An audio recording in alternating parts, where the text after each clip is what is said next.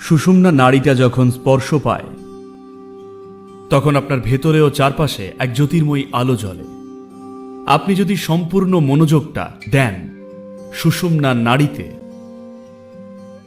আর সেটাতে যদি সঠিকভাবে স্পর্শ করা হয় তাহলে সেটা জীবন্ত হয়ে ওঠে আর জ্যোতি বেরোয়।